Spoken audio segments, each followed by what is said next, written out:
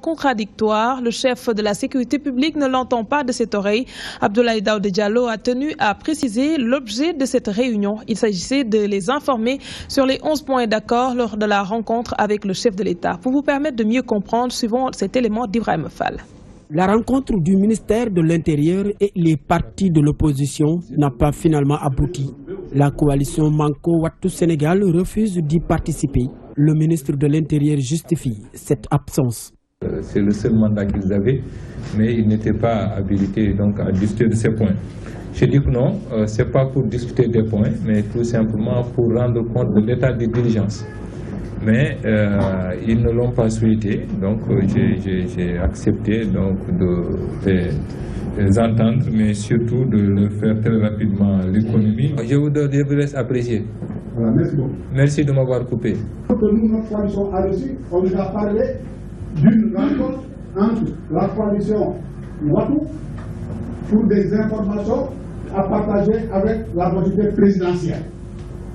Donc nous voulons savoir d'abord dans cette salle ici quels sont les acteurs qui sont là. Toutefois, une partie de l'opposition présente réclame la tenue de cette réunion. L'opposition, en tout cas une partie de l'opposition est bien présente. Nous faisons partie des non-alignés, nous sommes bel et bien là, par respect pour la République. Nous aurions pu dire l'invitation a été faite un peu tardivement. Nous sommes quand même là par respect pour vous, Monsieur le ministre de la République. La majorité présidentielle indexe Wattu Sénégal. Nous ne pouvons pas comprendre qu'une réunion de cette nature puisse être convoquée, que l'opposition ne veut pas se mettre à la même table que la majorité. Aujourd'hui, on en est à mi-chemin. Si une partie de la classe politique se comporte comme ça et que nous l'acceptons, il n'y aura plus de dialogue. Cette réunion, qui était partie pour trouver un consensus sur les 11 points d'accord, a été suspendue parce que Wattu Sénégal a boudé la rencontre. Une partie de l'opposition se sent minimisée après avoir honoré leur présence, tandis que la majorité présidentielle accuse Wattu Sénégal de ne vouloir trouver un consensus.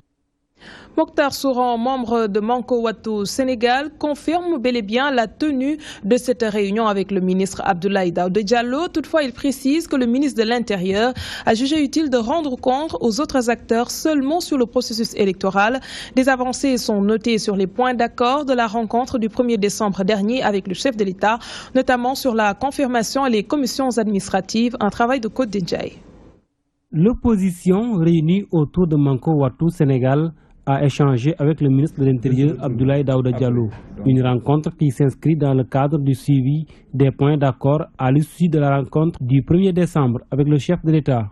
Une démarche toute normale selon ce leader de cette coalition de l'opposition. Wattu, à mon avis, c'est la partie la plus significative de l'opposition. Wattu, c'est l'opposition sénégalaise. Alors, nous avons nous-mêmes écrit au président sur la base de préoccupations, qui nous a conviés à une audience. Et au cours de cette audience, nous avons convenu, il y a eu un certain nombre d'accords. Je ne vois pas pourquoi, maintenant, au moment de faire le suivi, on appelle tout le monde pour dire « venez, on va faire le suivi ». Le suivi, nous allons les faire ensemble, avec le gouvernement. Maintenant, évidemment, il est important d'informer les autres acteurs. Wattu n'était pas venu hier pour rencontrer, dans le cadre d'une rencontre globale. Wattu était convié à une rencontre pour faire le point des points d'accord entre Wattu et le président de la République. Et nous étions venus pour ça, on a écouté le ministre de l'Intérieur et puis on est parti. Après discussion, des efforts ont été notés sur certains points d'accord, notamment la multiplication des commissions administratives, la confirmation, mais aussi les modalités d'octroi de la carte nationale biométrique. Les élections sont fixées pour le 2 juillet. Et pour ça, le code électoral dit que les élections ont lieu le 30 juin de la 5e législature, à la fin de la 5e législature. Donc il faut changer cette disposition-là. Sur la question de la confirmation, parce que comme vous le savez, il y avait une divergence fondamentale sur la confirmation, le gouvernement a décidé de retirer cette formalité-là de confirmation. Donc, une procédure d'urgence va être lancée pour rapidement faire voter ces deux lois-là.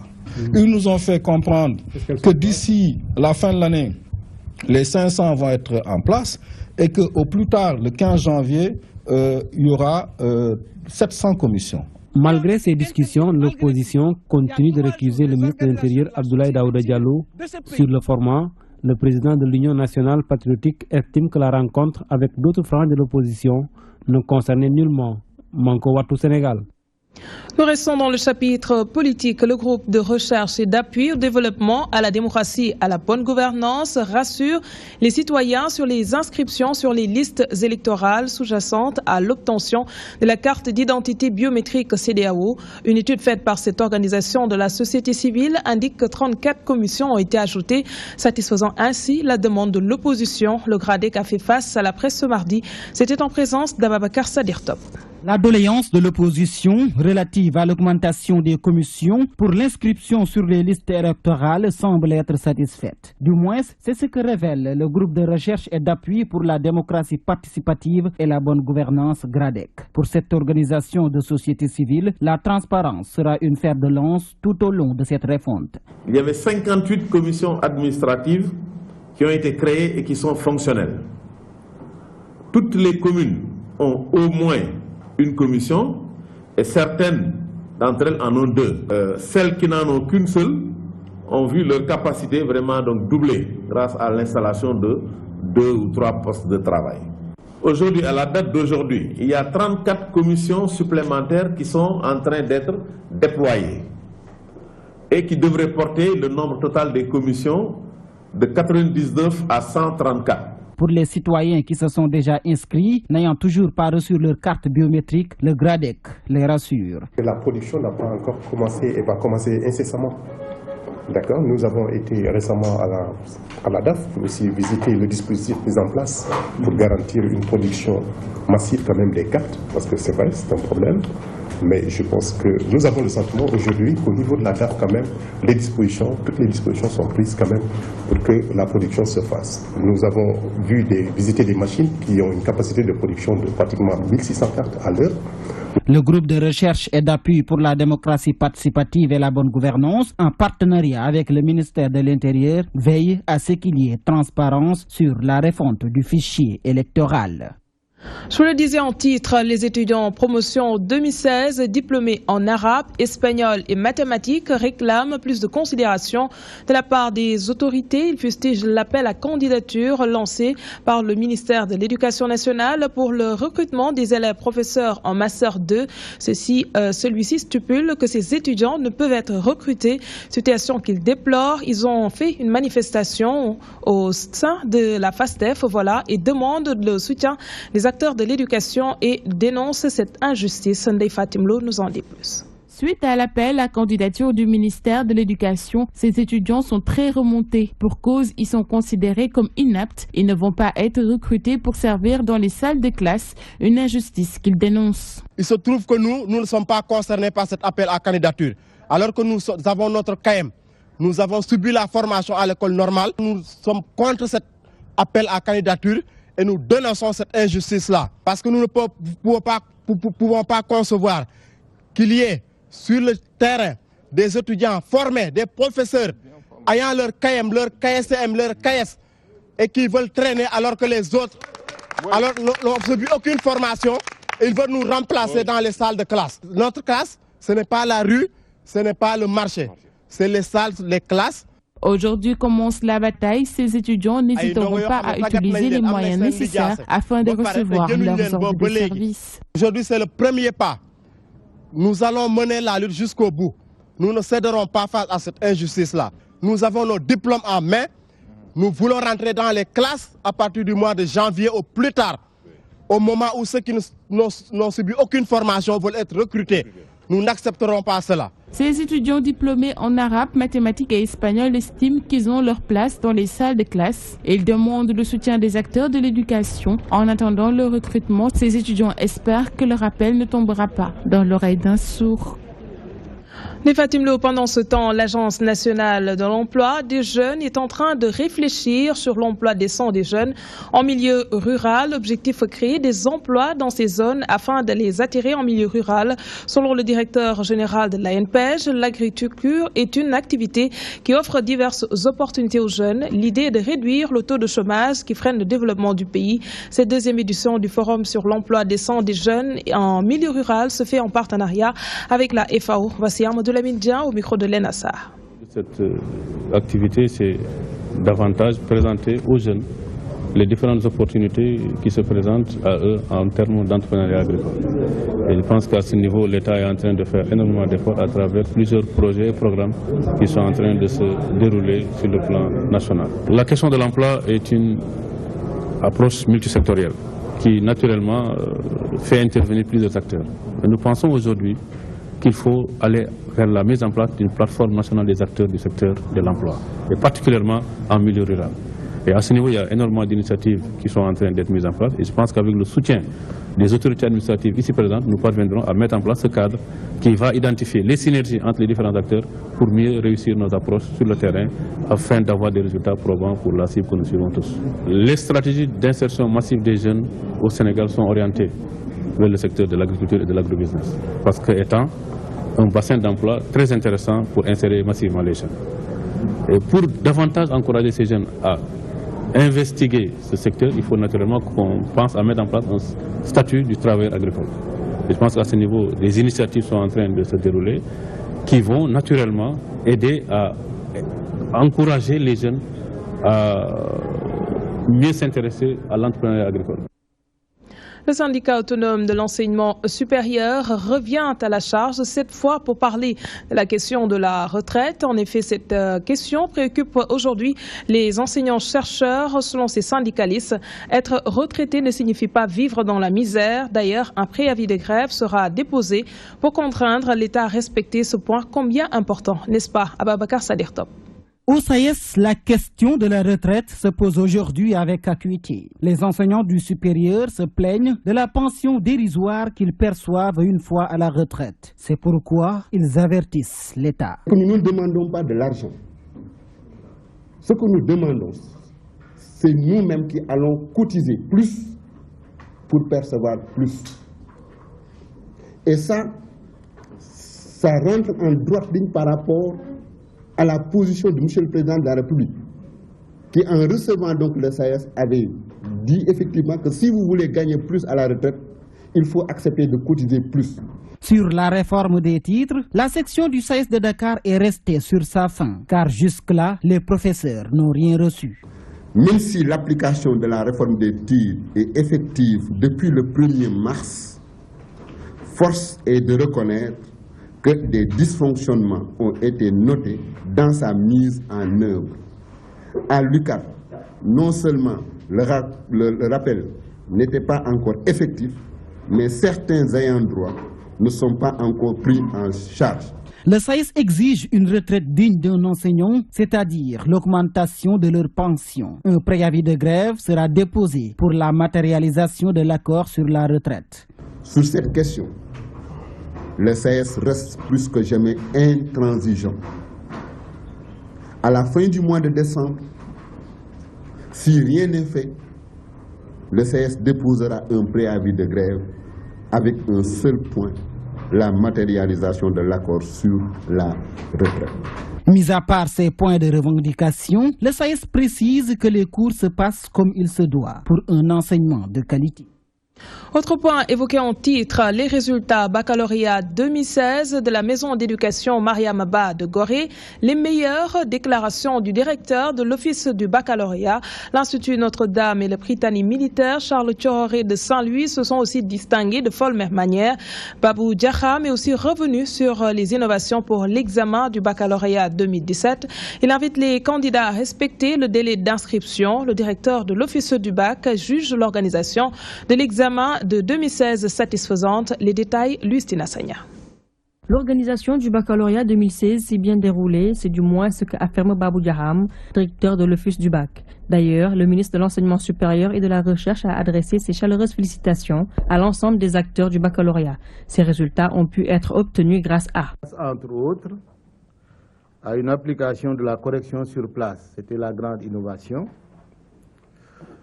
L'obligation qui est faite aux correcteurs convoqués de participer à la réunion de concertation avant la correction. L'application d'un système de classement des examinateurs avant donc de les affecter dans les différents jurys. Le taux de réussite est de 36,5, soit 54 571 admis. Le nombre de bacheliers a augmenté de 23,3% par rapport à 2015. Et le total des mentions également a fait un bond de 44%. Après de bons résultats en 2016, l'heure est de se concentrer sur l'année à venir. Le registre des inscriptions est alors ouvert du 2 novembre 2016 au 16 janvier 2017. Cette année, aucune inscription ne se fera à l'Office du baccalauréat. Des innovations majeures sont prévues. La session 2017 est marquée par une plus grande implication, notamment au niveau des inscriptions, des inspections d'académie. Elle est marquée également par le transfert des inscriptions des candidats individuels de l'Académie de Dakar vers le centre académique d'orientation scolaire et professionnelle. L'État a déployé beaucoup d'efforts dans le système éducatif, notamment dans l'élémentaire, puis dans le moyen secondaire, et ces efforts ont abouti à une augmentation considérable et continue des candidats au baccalauréat. Entre 2000 et 2016, l'effectif des candidats a été multiplié par 6,3.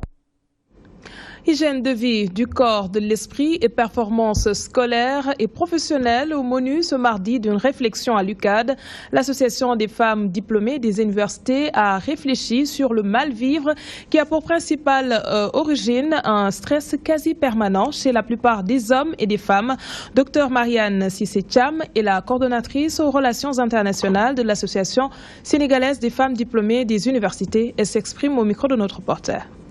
L'origine donc de cette manifestation est venue de la nécessité de livrer aux apprenants comme aux professionnels, ceux qui sont dans le monde du travail, ce risque que nous avons d'être moins performants aussi bien dans les études que dans le travail, sans compter ce que cela peut avoir comme effet dans notre santé, c'est-à-dire l'équilibre dans notre façon de vivre, l'hygiène de vie du corps, de l'esprit. Nous avons donc pensé à organiser cette conférence, mais il faut dire que le mérite revient à monsieur le professeur Amadou Gallo Diop, neurologue, neurophysiologiste, directeur de la coopération, qui a très tôt compris que dans le domaine qu'il a, et qui explique très bien cela parce qu'il est neurologue, il faut communiquer. Parce qu'il vaut mieux prévenir que guérir. Intéressons-nous à la situation en Gambie. Le président déchu Yaya Jammeh continue de s'agripper au pouvoir. Malgré les mises en garde de la communauté internationale, il affirme qu'il ne cédera pas le fauteuil présidentiel à Barrow le jour de l'investiture, position qu'il a exprimée dans une déclaration. Une décision diversement appréciée par les Sénégalais. Bon nombre de personnes soutiennent que la CEDEAO doit continuer les négociations afin qu'il y ait une transition pacifique le 19 janvier prochain, un sujet de Djibi Sardioni. La volonté souveraine du peuple doit être respectée. C'est d'emblée la position de ces Sénégalais sur l'affaire Jammeh. Pour bon nombre d'entre eux, la diplomatie paraît être l'unique solution pour régler cette crise, afin de ne pas tomber dans une épreuve de force qui ne servira à rien. Il ne doit pas y avoir des épreuves de force en Gambie. Ce que je propose, que la CEDEAO essaie d'appeler Yaya Jammeh dans un autre pays, tout en essayant de ne pas utiliser l'épreuve de force.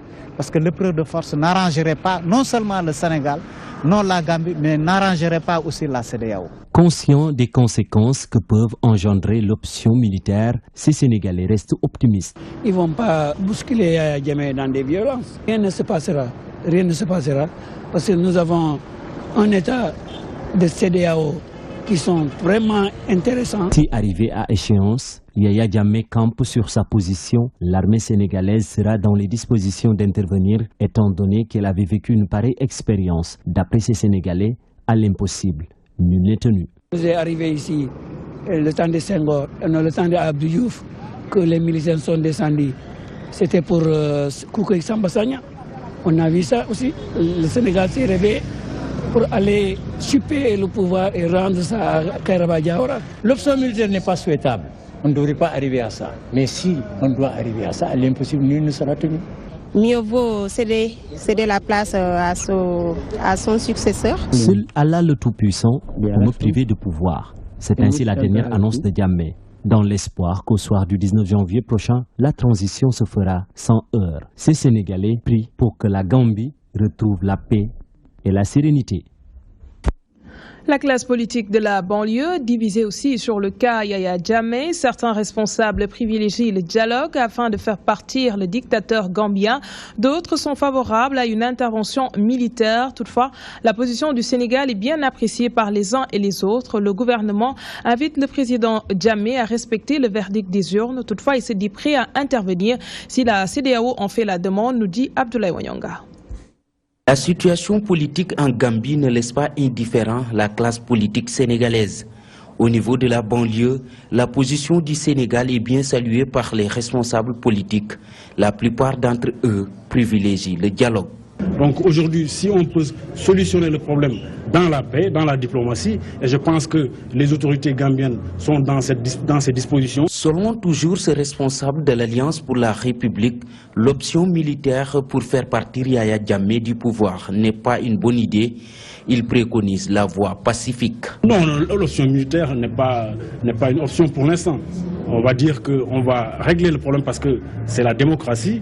Ils ont commencé par élire une nouvelle autorité. Donc il y a un début de démocratie. L'honorable député Seydina Fall, alias Bougazali, lui ne partage pas cet avis. Il soutient qu'il faut faire un recours à une intervention militaire pour chasser Jammeh du pouvoir. Yaya Jammeh, il n'a qu'à partir. Donc Yaya, il n'a qu'à prendre ses bagages et rentrer chez lui. Sinon, on va utiliser la force. L'homme fort de Banjul a été battu lors de la récente présidentielle. Après avoir reconnu sa défaite, Yaya Jammeh a fait une volte-face. Des négociations ont été entamées pour qu'il accepte de quitter le pouvoir. Mais jusqu'à présent, aucun consensus n'a été trouvé pour installer Adama Barrow, le président nouvellement élu de la Gambie. Devant l'escalade verbale entre Yaya Jammeh et la communauté internationale, Abdoulaye Baldé lui demande de reconsidérer sa position. Selon le président de l'Union des centristes du Sénégal, si la Gambie éternue, le Sénégal s'enrhume. Par conséquent, il demande au chef d'État et de gouvernement de la CEDEAO de privilégier le dialogue. Les mises en garde du maire de Ziguinchor au micro de Gambi Tiagne. L'appel que je lance, c'est que d'abord ce sont des prières. C'est prières pour que ce peuple fait de la Gambie, en tout cas, retrouve la paix, la sérénité qui l'a toujours caractérisé. Je pense que nous sortons d'une élection et quand on va vers une élection, il y a des règles préétablies en démocratie. C'est le vainqueur, il y a un vainqueur et un vaincu. Je pense que quand le peuple choisit de façon souveraine, c'est toujours important de respecter la volonté populaire. Et c'est ça la démocratie, c'est ça le jeu démocratique. Quand on s'y prête tout à fait volontairement dès le départ, en présentant sa candidature, et quand je pense que quand les résultats sortent, il faut s'y... Un mot de sport avant de boucler ce journal. Des jeunes venus d'horizons divers vont bénéficier d'une formation en basketball. L'initiative de NBA Academy Africa, un centre installé en Australie, va accueillir les meilleurs talents d'Afrique qui seront détectés au cours de cette formation. Toutefois, des écoles bilingues sont mises en place pour faciliter l'intégration de ces jeunes qui seront sélectionnés. Les précisions d'Ibrahim Fall. Former des jeunes Africains, tel est l'objectif de la NBA, National Basket Amateur, en collaboration avec SID Academy. Pour atteindre cet objectif, ces acteurs ont mis en place une structure nommée NBA Academy Africa. À ces 10 jeunes qui sont venus d'autres pays vont s'ajouter 15 jeunes du Sénégal qui vont avoir l'opportunité d'être vus parce que nous voulons prendre notre temps et être très sélectifs parce que nous voulons mettre ces jeunes qui ont l'opportunité d'être choisis sur d'excellentes conditions de pouvoir faire éclore leur talent. Ces jeunes vont être boursiers, complètement pris en charge, et puis ils vont être guidés. Dans ce centre seront formés des jeunes de moins de 18 ans avec des récompenses après la formation. Puis le centre mondial va être en Australie, et c'est là où tous les meilleurs talents de ce réseau vont se retrouver en Australie. On cible des jeunes de moins de 18 ans. Dans chacune de ces académies, il y aura 2 équipes de U18 et U16, des garçons comme des filles. Ces jeunes de différentes nationalités vont être accompagnés pour une intégration efficace. Il y a beaucoup d'ambassades et de trucs qui touchent aux autres pays qui ne sont pas seulement le Sénégal. Donc il y aura l'opportunité de pouvoir avoir les ressources nécessaires pour pouvoir aider les jeunes. Parce que ultimement, il faut qu'ils soient dans le cadre qu'il faut, comme s'ils sont chez eux. NBA Academy Africa, Seed Academy, ces structures sont aujourd'hui préoccupées pour l'avenir des jeunes sportifs, notamment ceux de l'Afrique. Et c'est la fin de ce journal. Merci de l'avoir suivi. Merci également à l'équipe technique. Dans un instant, BBC Info, juste après la rétro consacrée à la page éducation. Voilà, c'est tout pour ce soir. Merci de nous avoir suivis et restez en compagnie de nos programmes.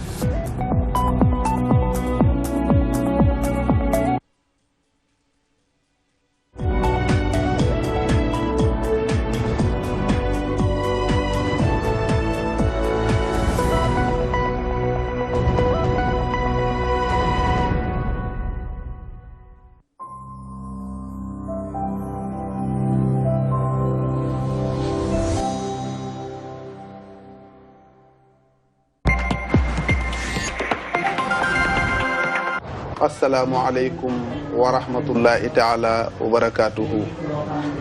Mbokki téléspectateur Dunya TV, ñoo ngi leen di nuyu foo leen mën a nekk ci seen émission bi di Majalisul Ulama di jataayu borom xam-xam bi.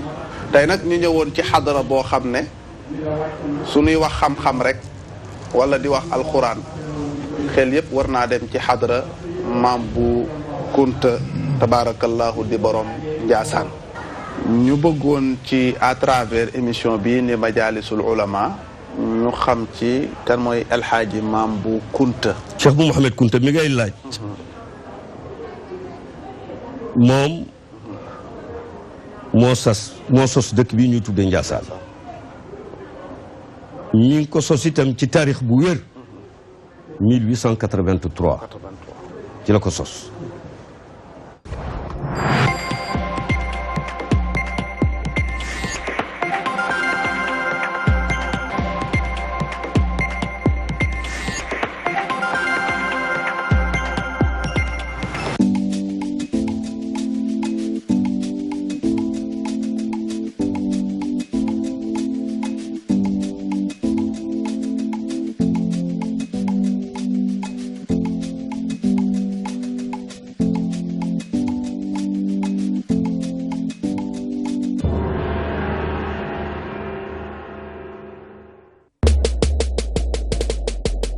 Ils font le buzz, fans sur Snapchat, Instagram, Twitter, Facebook. Un nouveau rendez-vous qui sans doute fera le buzz. Ils font le buzz, kan muy les célébrités, les people ak les stars du petit écran ou des réseaux sociaux. Émission bu bees tak nag bi ngeen doon xaar mbokk yi ñëw na muy émission qui fait le buzz. Tous les vendredis sur la DTV, à ne surtout pas rater.